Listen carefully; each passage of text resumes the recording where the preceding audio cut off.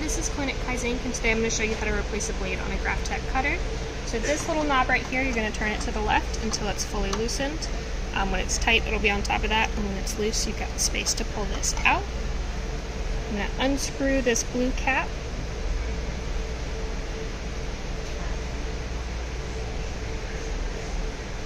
And then you can see a little tip right here. This is the back side of the blade, so I'm going to pull that out.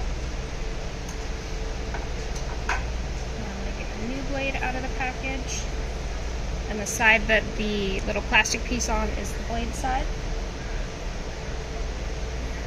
So I'm going to pull the cap off, put it blade side down into this little hole. You gotta kind of wiggle it around a little bit until it sits right in there. And I'm going to take the black piece again, screw this back on. And I'm going to take our little loop magnifier and I'm going to stick this in here, and I'm going to look in the bigger side and point it at a light so I can see how far out the blade depth is. And it's still sitting where I want it to, just because we haven't made any changes. You can twist this black knob on the back here to raise the blade up or lower it back in. This is what I'm looking at inside this, inside the little loop.